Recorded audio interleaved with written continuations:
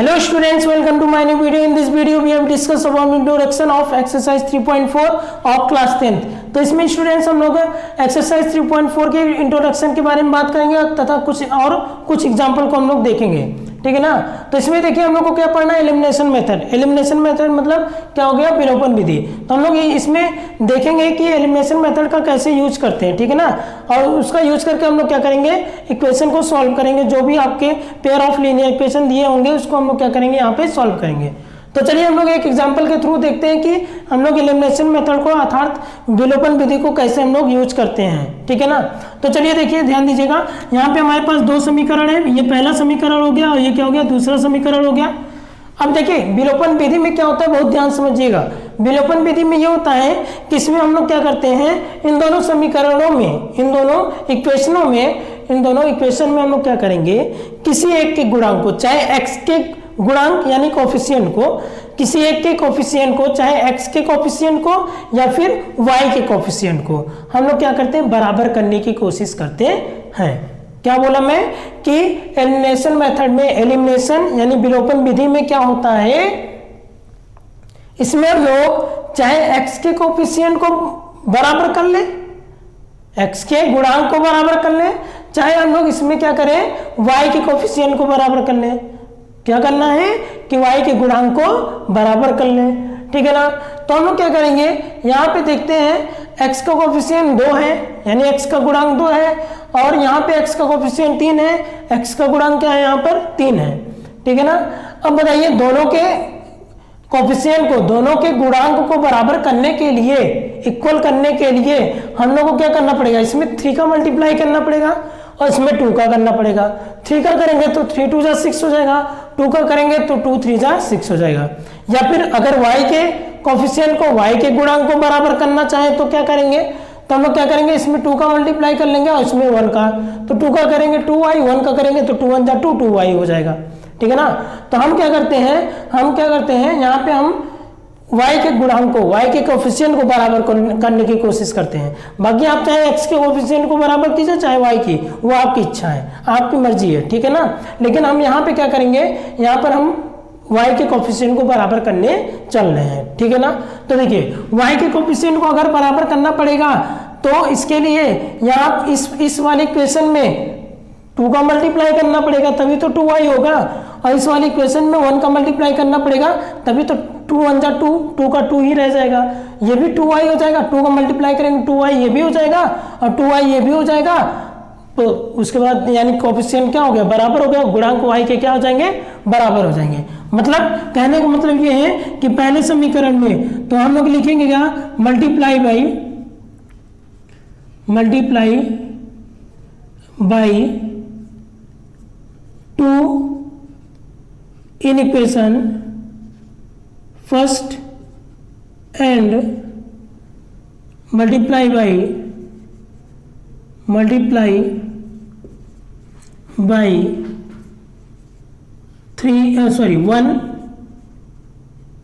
In equation second, ठीक है ना। तो फर्स्ट में 2 का मल्टीप्लाई करना है और सेकेंड में फर्स्ट में 2 का मल्टीप्लाई करना है और सेकेंड में 1 का मल्टीप्लाई करना है। तो हम लोग क्या लिखेंगे, समीकरण एक में 2 से तथा समीकरण 2 में 1 से, किसे, 1 से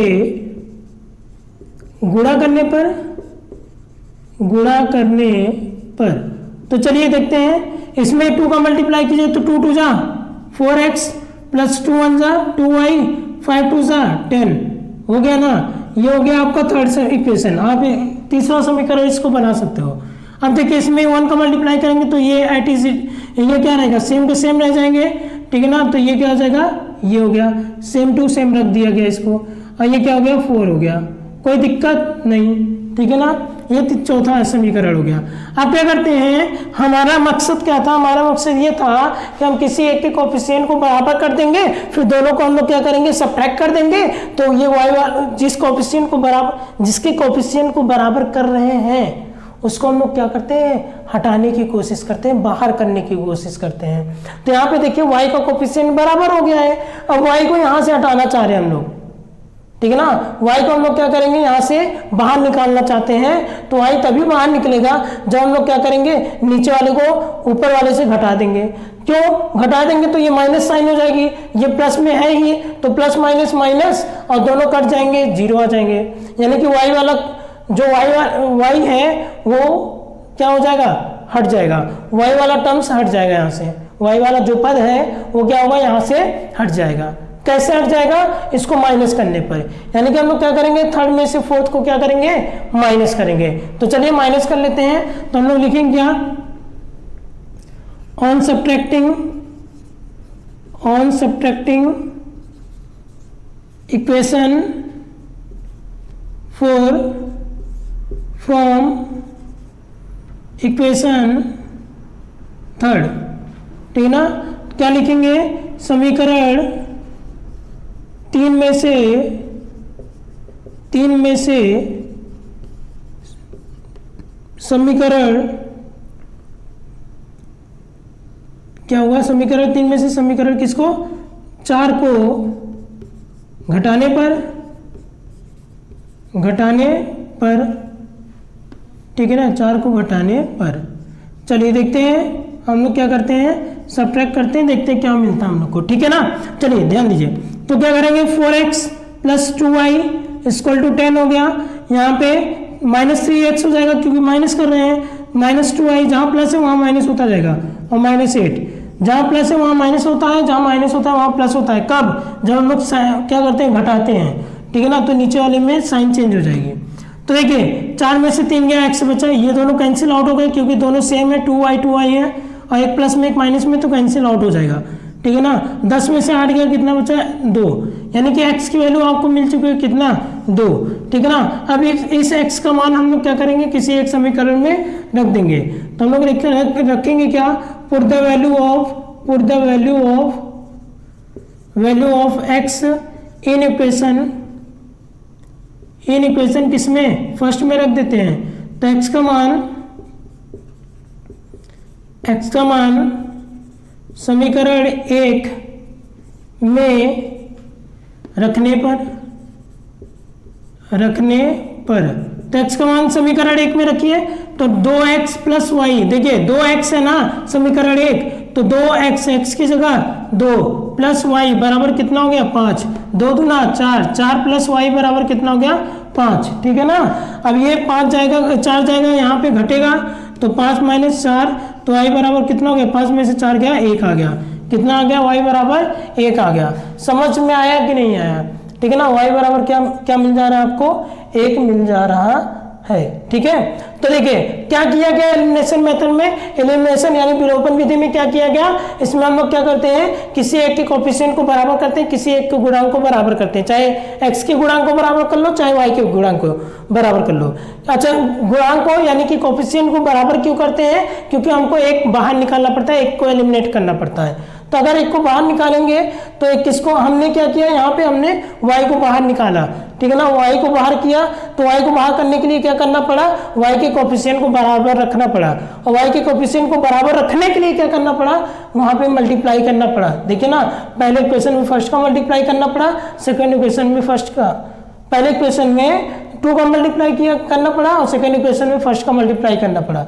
तो जब मल्टीप्लाई किए तो हम लोग को ये थर्ड और फोर्थ इक्वेशन मिल गया। फिर हम लोग क्या किए, थर्ड में से फोर्थ इक्वेशन को क्या कर दिए, घटा दिए, यानी सब्ट्रैक्ट कर दिए। तो सब्ट्रैक्ट करने के बाद हम लोग को x = 2 मिला।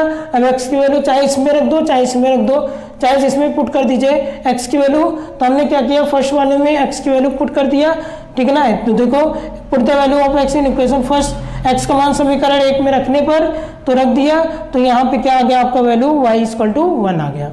क्लियर है इतनी बात, ठीक है ना। तो चलिए बस अब आगे हम लोग अगले उदाहरण की ओर चलते हैं। क्या दे रखा है, the ratio of incomes of 2 persons is 9:7। क्या दे रखा है, इनकी इनकम का रेशियो दे रखा है 9:7, and the ratio of their expenditure is 4:3, और उनके एक्सपेंडिचर का रेशियो कितना दे रखा है, 4:3 दे रखा है। If each of them manage manage to save 2000 rupees per month, यानी कि वो हमेशा कितनी की सेविंग करते हैं, 2000 रुपीज़ की सेविंग करते हैं पर मंथ, ठीक है ना। तो बताना है कि फाइंड देयर मंथली इनकम, तो उनका मंथली इनकम क्या है। कहने का मतलब ये कहा गया है कि दो व्यक्ति हैं, दो व्यक्ति के इनकम का जो अनुपात है, दो व्यक्ति के आय का जो अनुपात है, उनके आय का अनुपात 9:7 है, ठीक है ना। उनके इनकम का जो रेशियो है वो 9:7 है, दो लोग हैं, उनके इनकम का रेशियो 9:7 है, यानी उनके आयों का अनुपात क्या हो गया, 9:9 क्या हो गया, 7 हो गया, ठीक है ना, या फिर 9:7 कर सकते हो, ठीक है। और उनके खर्चों का अनुपात, उनके एक्सपेंडिचर का रेशियो क्या था, 4:3, तो ये बोला है उनके खर्चों का अनुपात क्या है, 4:3 है, ठीक है ना। यदि प्रत्येक व्यक्ति प्रति महीने में 2000 रुपये बचा लेते हैं, कितना बचा लेते हैं, ये सेविंग कितना कर लेते हैं, 2000 रुपये सेविंग कर लेते हैं, तो उनकी मासिक आय ज्ञात कीजिए। एक बात जरा आप क्लियर कीजिएगा, एक बात आप क्लियर कीजिएगा, कौन सी बात, कि हम लोग को बचत कब मिलेगा, कब हम लोग को सेविंग आएगा, सेविंग कब मिलेगा, यानी कब सेविंग रखेंगे हम लोग, कब रखेंगे, जब हम इनकम में से एक्सपेंडिचर को माइनस करेंगे तो हमको क्या मिलेगा, सेविंग मिलेगा। क्लियर है ना। जब हम लोग क्या करेंगे, इनकम में से एक्सपेंडिचर को माइनस करेंगे तो हम लोग को क्या मिल जाएगा, सेविंग मिल जाएगा। यानी कि जो कमाया और जो खर्च किया, कमाने वाले में से खर्च करने वाले चीज़ों को घटा देंगे तो बचा हुआ मिल जाएगा, और बचा हुआ क्या किया, मैं रखा था, सेविंग कर रहा था। समझ में आया कि नहीं आया। तो देखिए ये सेविंग 2000 रुपये की सेविंग करते हैं, तो सेविंग कैसे करते हैं तो हम लोग वो देखेंगे अभी। तो देखिए the ratio of incomes of 2 persons is 9:7, तो हम लोग क्या लिखते हैं, सॉल्यूशन में लिखेंगे let the incomes of 2 persons to be 9x and 7x, ठीक है ना। और क्या है इसके अलावा एक्सपेंडिचर, तो एक्सपेंडिचर टू बी क्या हो जाएगा, 4x माइनस, देखिए एक्सपेंडिचर के लिए हम लोग क्या करेंगे, किसी और वेरिएबल का यूज करेंगे। यहाँ पे हम लोग इनकम के लिए x का यूज कर चुके हैं, तो एक्सपेंडिचर के लिए हम लोग y का यूज करेंगे। तो 4y2 क्या हो जाएगा, 4y एंड 3y हो जाएगा, 4y एंड क्या हो जाएगा, 3y हो जाएगा। अब जरा ध्यान दीजिए कितनी की सेविंग करते हैं सब, 2000 रुपीज़ की। 2000 रुपीज़ की अगर सेविंग करते हैं तो अगर हम लोग फर्स्ट पर्सन की बात करें, किसकी, फर्स्ट पर्सन की बात करें, तो फर्स्ट पर्सन 2000 रुपये की बचत करता है। ये कहने का मतलब ये है कि बचत तभी होगा जब हम लोग इनकम में से एक्सपेंडिचर को घटा देंगे। तो ये देखिए इनकम में से यानी आय में से जो खर्च हुआ उसको घटाना पड़ेगा, तो 9 - 4y करना पड़ेगा। 9 - क्या करना पड़ेगा, 4y, तो 9x - 4y इक्वल टू कितना आ जाएगा, कितना मिलेगा सेविंग, 2000। समझ में आ रहा है ना। सेविंग कैसे मिलेगी, जब हम लोग इनकम में से एक्सपेंडिचर को सब्ट्रैक्ट कर देंगे तो हमको क्या मिल जाएगी, सेविंग मिल जाएगी, जो बचत हो रही है, ठीक है ना। तो ये तो हो गया आपका एक समीकरण। दूसरा समीकरण की बात करें, दूसरे समीकरण में यानी दूसरे इक्वेशन की बात करें, तो दूसरे इक्वेशन में क्या कह रखा है, वही इनकम ये है और एक्सपेंडिचर ये हो जाएगा इस बार। तो 7x - 3y इक्वल टू कितना हो जाएगा, 2000 रुपीज़। बोलो कोई दिक्कत नहीं। अब देखिए अब क्या करना है, ध्यान समझिएगा। हमने क्या किया, इसको कर लिया, इसको ले लिया। अब क्या करना हम लोग को, यहाँ पे किसी एक को बराबर करना पड़ेगा, किसी एक के कोएफिशिएंट को बराबर करना पड़ेगा। तो हम लोग क्या करते हैं, यहाँ पे हम क्या करते हैं, पहले इक्वेशन में 4 का मल्टीप्लाई कर लेते हैं और सेकेंड इक्वेशन में पहले इक्वेशन में 3 का मल्टीप्लाई कर लेते हैं और सेकेंड इक्वेशन में 4 का मल्टीप्लाई कर लेंगे। 3 का कर लेंगे तो 4 × 3 = 12 हो जाएगा, और 4 का कर लेंगे तो 4 × 3 = 12 हो जाएगा, कोई दिक्कत नहीं। तो चलिए आगे देखिए हम लोग क्या लिखेंगे, मल्टीप्लाई बाई क्या हो जाएगा, 3 in equation first and multiply by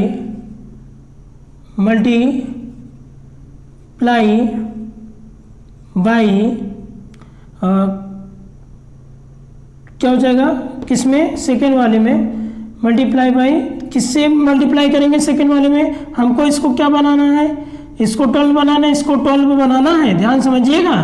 तो इसमें क्या करना पड़ेगा, multiply by 4 in equation second, in equation क्या सेकेंड, ठीक है ना। इसमें 4 का मल्टीप्लाई करना पड़ेगा। तो चलिए इसमें पहले वाले में 3 का मल्टीप्लाई कर लीजिए, तो 27x हो गया माइनस 4 3 12, y हो गया माइनस 6000 हो गया, कोई दिक्कत नहीं, ठीक है ना। इसमें भी तो 3 का मल्टीप्लाई करेंगे।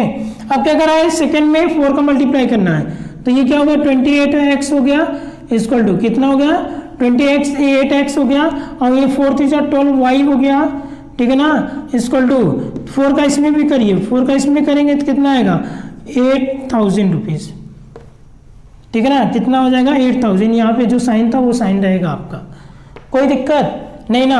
अब हम लोग क्या करेंगे, हम लोग ये करते हैं, ये थर्ड हो गया हमारा समीकरण, ये क्या हो गया 4 हो गया। अब हम लोग क्या करेंगे, देखिए मैं शॉर्ट में लिख रहा हूँ, बाकी वहाँ पे जैसे लिखा हूँ वैसे आप लिख लीजिएगा। हम लोग क्या करते हैं, 4 में से या फिर थर्ड में से माइनस कर देंगे 4 को, ठीक है ना, आप लिख लीजिएगा, ठीक है ना, on subtracting equation third from equation 4, ठीक है, कोई दिक्कत नहीं। हम लोग ये बोलेंगे कि समीकरण 4 में से समीकरण 3 को घटाने पर, तो घटा दीजिए, ठीक है ना, तो 4 में से 3 को घटा दीजिए। तो जब घटाएंगे 3 में से 4 को घटाना है, 3 - 4 करना है, तो 3 - 4 करेंगे तो 27x हो गया माइनस 12y हो गया, बराबर क्या हो गया, 6000 हो गया। कितना हो गया, बराबर 6000 हो गया, ठीक है ना। अब देखिए यहाँ पे क्या हो जाएगा, क्योंकि सब्ट्रैक्ट कर रहे हैं तो ये 4 वाले की साइन चेंज हो जाएगी, तो 28x हो जाएगा माइनस में, ठीक है ना, और माइनस माइनस प्लस 12y हो गया माइनस 8000 हो गया, कोई दिक्कत, माइनस क्या हो गया 8000 हो गया, ठीक है। अब हम क्या करेंगे, इसको सब्ट्रैक्ट करेंगे, सब्ट्रैक्ट करके हम लोग इसको आगे देखते हैं जरा, ठीक है ना, वहाँ पे देखने में दिक्कत होगी जरा सा, ठीक है ना। तो क्या करते हैं, देखिए मैं फिर से इसको यहाँ पे लिख देता हूँ, 27x हो गया माइनस 12y इक्वल टू 6000 हो गया, यहाँ पे क्या हो जाएगा 28x हो जाएगा, 28x हो जाएगा, और प्लस क्या हो जाएगा, देखिए प्लस क्यों हुआ, क्योंकि यहाँ पे सब्ट्रैक्ट कर रहे हैं तो साइन चेंज हो जाएगी, माइनस था तो क्या बन गया, प्लस बन गया, तो प्लस 12y हो जाएगा, और यहाँ पे देखिए प्लस था तो क्या हो गया, माइनस हो गया, और माइनस क्या हो जाएगा 8000 हो जाएगा, कोई दिक्कत, यहाँ भी तो माइनस होगा ना। हाँ चलिए देखिए, अब ये देखो ये दोनों सेम हो गया लेकिन साइन डिफरेंट हो गया इसलिए कट गया है, कोई दिक्कत। चलिए अब 28 में से 27 गया तो -1x हो गया, इक्वल टू ये कितना आएगा, -2000 आएगा, कितना आएगा -2000, तो x बराबर कितना हो गया 2000, ठीक है ना। x की वैल्यू क्या मिल गई है, 2000 मिल गई है, ठीक है ना। पूछ क्या रहा है आपसे, मासिक आय पूछ रहा है, मंथली इनकम की बात कर रहा है, ठीक है ना, किसकी बात कर रहा है, मंथली इनकम की, किसकी, दोनों की, ठीक है ना। अतः या hence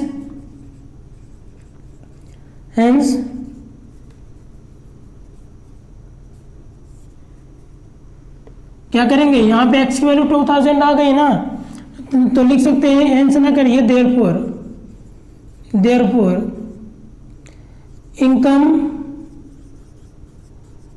incomes of two persons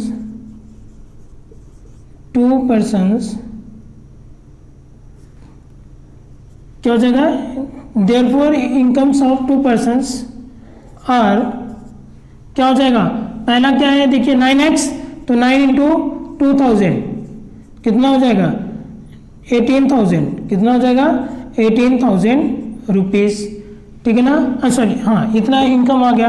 अब देखिए अगला क्या है 7x है, तो 7x यानी 7 × 2000, 7 2 14,000, तो 14,000 क्या हो गया रुपीज़ हो गया। तो इनका इनकम पूछा था तो इनकम क्या हो जाएगा, पहले का इनकम हो जाएगा 18,000 और दूसरे का इनकम कितना है 14,000 है, और ये इनकम की बात किया था यानी मासिक आय की बात किया था, ठीक है ना। यहाँ पे हिंदी मीडियम वाले लिख सकते हैं, अतः दो व्यक्तियों का जो आय होगा वो क्या होगा, ठीक है ना। तो अतः दो व्यक्तियों का आय बराबर 9 × 200 बराबर 18,000, 9 × 2000 बराबर 18,000, 7 × 2000 बराबर 14,000, समझ में आया ना। तो ये दोनों क्या हो गए, दोनों के इनकम हो गए जो दो व्यक्ति थे, क्लियर है? तो आप इसको नोट डाउन कर लीजिए, फिर हम लोग अगला एग्जांपल देखते हैं। नोट डाउन कर लीजिए।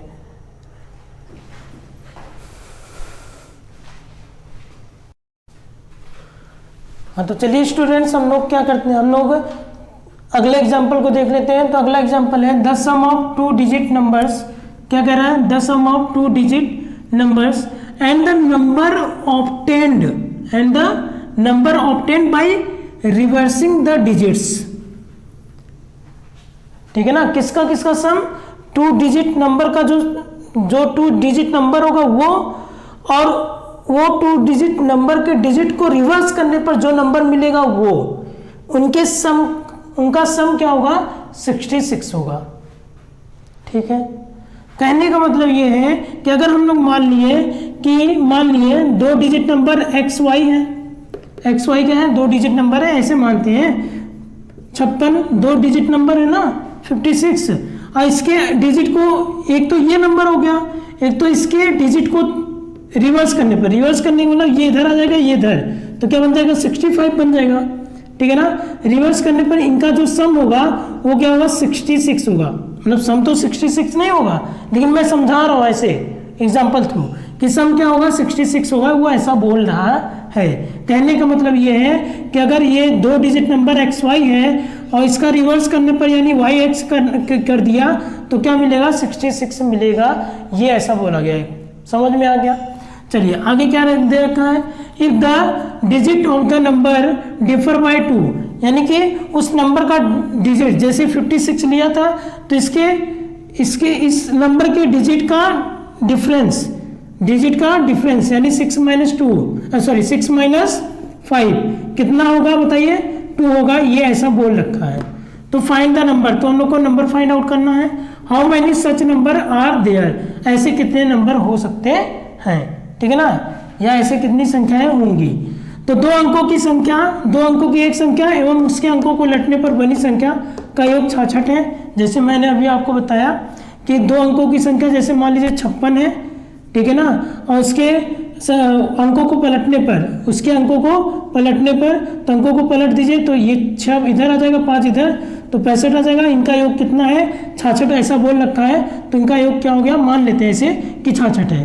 ठीक है ना? तो ये ऐसा कुछ बोल रहा है। ठीक है ना?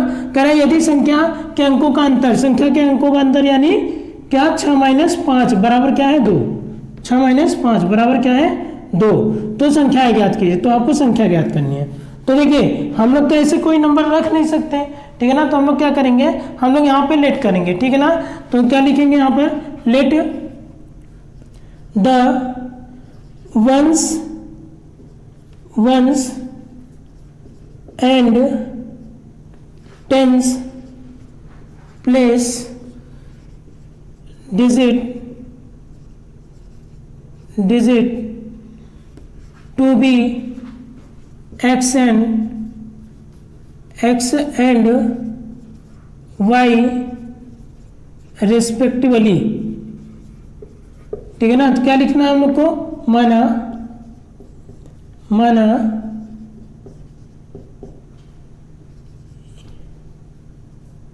माना इकाई व दहाई स्थान वाली संख्या या वाले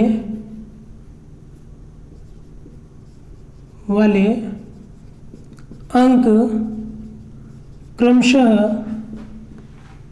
क्या है? x तथा y है।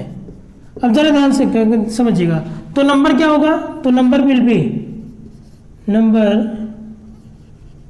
विल बी, देखिए टेंस प्लेस पे कौन है? y, और वंस प्लेस पे कौन है? x। तो x इधर होगा, 10 प्लेस पे y है, तो ये क्या हो जाएगा? 10y। तो नंबर क्या बन गया? 10y plus x। तो नंबर क्या होगा? संख्या क्या होगी? 10y plus x। यहाँ लिखिएगा, अतः अभिष्ट संख्या equal to 10y plus x। अब जरा ध्यान समझिएगा, बहुत ध्यान समझना। क्या क्या रखा है? ये संख्या 2 अंक वाली, ये संख्या 2 डिजिट वाली, ये नंबर, ठीक है ना, और इनके डिजिट को रिवर्स करने पर, यानी x को इधर कर दो, y को इधर कर दो, तो x को इधर करेंगे तो 10x हो जाएगा और y को इधर करेंगे तो प्लस y हो जाएगा। रिवर्स करने पर जो इनका सम होगा वो क्या होगा 66 के इक्वल होगा। ऊपर आप लिख सकते हो according to question, according to question, ठीक है ना, अकॉर्डिंग टू क्वेश्चन, ठीक है ना, प्रश्नानुसार। कोई दिक्कत? चलिए आगे देखिए। तो ये क्या हो गया आपका 66 हो गया। तो देखिए 10 और 1 11x हो गया और 10 और 1 11y हो गया, 11x हो गया और 11y इक्वल टू क्या हो गया 66। 11 कॉमन है तो क्या बचेगा x plus y equal to क्या हो गया 66। 11 6 66 तो x plus y equal to कितना हो गया 6 हो गया। ये हो गया पहला इक्वेशन। चलिए आगे देखते हैं क्या कह रखा है। आगे क्या रखा है कि देखिए क्या कह रखा है, डिफर। देखिए if the differ of the numbers sorry if the digit of the numbers differ by 2, यानी कि डिजिट का जब हम लोग डिफरेंस निकालेंगे ना तो क्या आएगा 2 आएगा, यानी डिजिट का जो अंकों का अंतर होगा वो क्या आएगा 2 आएगा, ठीक है ना। तो आपको क्या बताना है, नंबर बताना है। तो हम लोग क्या करते हैं, तो डिजिट का हम लोग क्या कर लेते हैं, अंतर निकाल लेते हैं, ठीक है। तो कैसे निकालेंगे हम लोग, देखिए y टेंस प्लस पे है तो y माइनस एक्स कर लीजिए, ठीक है ना, या फिर आप इसको x माइनस वाई कर सकते हैं। क्या कर देंगे आप x माइनस वाई, तो x minus y equal to क्या हो गया 2 हो गया। कोई दिक्कत नहीं। चलिए देखिए अब ये क्या हो गया, दूसरा इक्वेशन हो गया। अब हम लोग क्या करेंगे, दोनों इक्वेशन को हम लोग ले लेते हैं और दोनों इक्वेशन को हम लोग क्या करेंगे, जोड़ देंगे, ठीक है ना। तो यहाँ क्या लिखेंगे, on adding equation first and second. देखिए क्या किया गया, क्यों जोड़ा जा रहा है डायरेक्ट। यहाँ पे तो एलिमिनेशन मेथड कहीं लगा नहीं लगा, क्योंकि लगाने की जरूरत ही नहीं पड़ी, क्योंकि ये y है और ये x है और ये भी y है, तो इसके तो कोफिशिएंट पहले से ही बराबर है, ठीक है ना। तो हम लोग क्या करेंगे, डायरेक्ट ऐड कर लेते हैं। तो x plus y equal to क्या हो गया 6, x minus y equal to क्या हो गया 2, y से y cancel, 2x equal to कितना हो गया 8 हो गया, 2 4 जा 8, x इक्वल टू कितना हो गया 4 हो गया, x इक्वल टू कितना हो गया 4 हो गया, ठीक है ना। अब जरा ध्यान समझिएगा, तो x की अगर x इक्वल टू 4 हो गया तो put the value of x, put the value of x in equation किसमें, किसी में भी रख दीजिए, फर्स्ट में रख दिए हम लोग। तो क्या है x प्लस वाई, तो x की जगह 4 प्लस वाई इक्वल टू कितना हो जाएगा 6 हो जाएगा। तो y इक्वल टू क्या हो जाएगा 6 माइनस 4, तो y इक्वल टू कितना हो जाएगा 2 हो जाएगा, ठीक है ना। y इक्वल टू क्या मिल गया आपको 2 मिल गया। कोई दिक्कत? तो नंबर क्या हो जाएगा, नंबर विल